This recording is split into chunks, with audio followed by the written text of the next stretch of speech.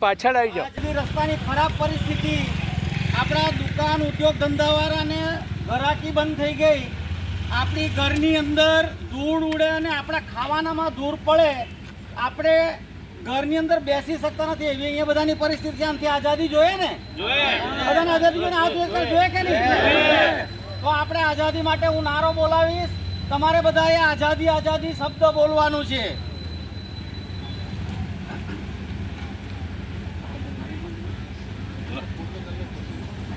આપણે આ ખાડા અને કે ભાઈ હવે અમારા પોતાના સ્વાસ્થ્યની તકલીફ થઈ છે, ધંધા ઉદ્યોગદારોને તકલીફ પડી ગઈ છે, એટલે તાત્કાલિક આનું નિરાકરણ લાવે.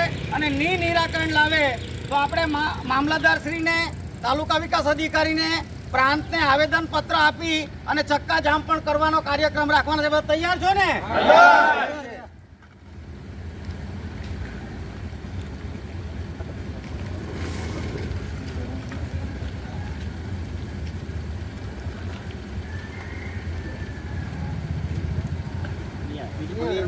હમણાં તમારા ગ્રાહકો નહીં આવે એટલે બધા બેકાર છો ને?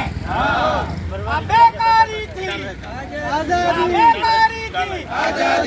બેકારીથી આ ખરાબ રસ્તાથી આ ગાંધી વાલી આ નહેરુ વાલી જરા જોર સે બોલો, જરા પ્રેમ સે बोलो आजादी, हम लेके रहेंगे आजादी, चाहे डंडे मारो आजादी, चाहे डंडे मारो आजादी, चाहे जेल में डालो आजादी, हम नहीं झुकेंगे आजादी, हम लेके रहेंगे आजादी। आ दूर थी आजादी, आ दूर थी आजादी, आ धंधा रोजगार थी आजादी, आ गांधी वाली आजादी, आ नेहरू वाली आजादी, हम लेके रहेंगे आजादी, हम नहीं झुकेंगे आजादी, चाहे डंडे मारो आजादी, चाहे जेल में डालो आजादी, हम नहीं रुकेंगे आजादी, हम लेके रहेंगे आजादी। भारत माता की जय, भारत माता की जय, भारत माता की जय।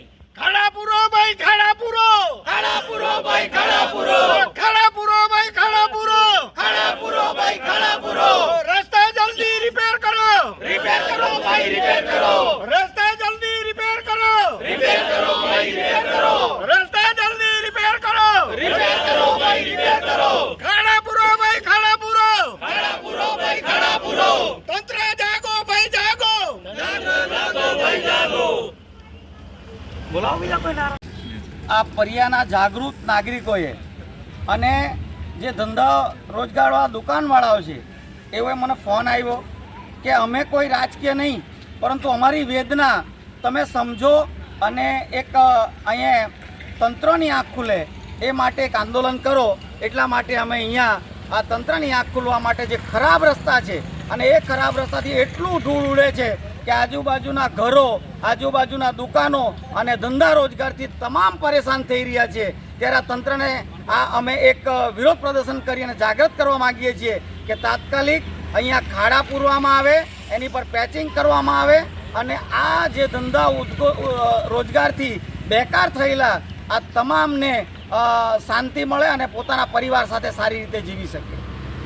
પ્રોબ્લેમ ઉદવાડાથી પરિયા અને પરિયાથી અંબાજ આ બે રસ્તાએ અત્યારે લોકોને રોજગારી માટે એટલી બધી તકલીફો છે કે ટુ વ્હીલર કે રિક્ષા જેવા સાધનો એટલી બધી તકલીફો છે કે આ લોકો અત્યારે જ્યારે કે પેચ કર્યું 2 દિવસ પહેલાં એમાં એકદમ વેઠ ઉતારી છે। 5 ખાડામાંથી 1 ખાડો પૂરીને 4 ખાડા બાકી રાખ્યા।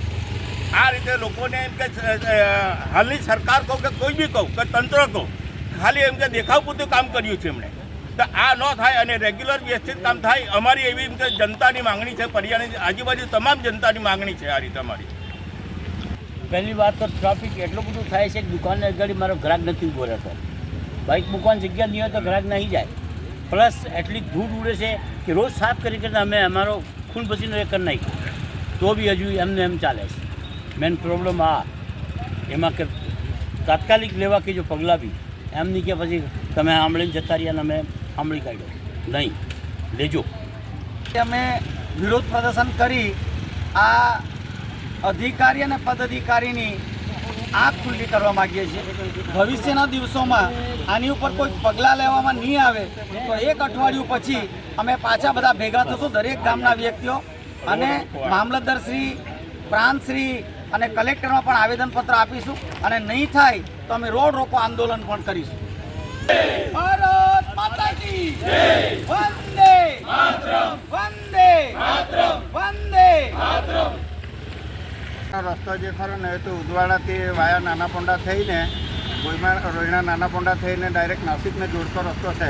અત્યારે આ રસ્તો એટલો બધો ખરાબ પરિસ્થિતિ થઈ ગયેલી છે કે કાયમી અકસ્માતનો ભય રહે છે, અને એટલી મંદ ગતિએ અત્યારે રોહિણા પર કામ ચાલે છે. ફક્ત રોહિણા અને ખુંટેજ વચ્ચે કામ ચાલે છે, પણ એટલી હલકી કક્ષાનું કામ ચાલે છે કે કોઈ જોનાર વ્યક્તિ નથી, કોઈ અધિકારી, સરકારી અધિકારી જોવાવાળું નથી. એટલે તાત્કાલિક રિપેર થાય અને ગુણવત્તાયુક્ત રસ્તો બને અને ભવિષ્યમાં આ રસ્તો સારો બને તો 10 વર્ષ સુધી સરકારને એ ખર્ચો બચે એટલા ખાતર થઈને અમારા વિરોધ પ્રદર્શન કરવો પડે.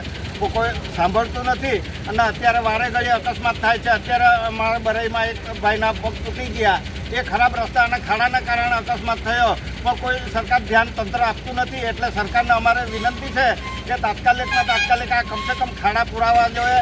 અને જે રોડ ઉપર જે ધૂળ ઉડે છે, ધૂળની ડમળી, એટલે આ તો અસલ જમાનામાં જતા રહ્યા કે મેટલ રોડ ઉપરથી ધૂળવાળા રસ્તા ઉપર જતા રહ્યા, એવી પરિસ્થિતિ થઈ ગઈ છે. એટલે તાત્કાલિક આ રસ્તા રિપેર થાય, અને જ્યાં સુધી રસ્તા રિપેર નહીં થાય ત્યાં સુધી એમ કે પાણીના ટેન્કરો મારીને ધૂળ ઉડતી ડમરી બંધ થવી જોઈએ, એવી અમારી માંગણી છે.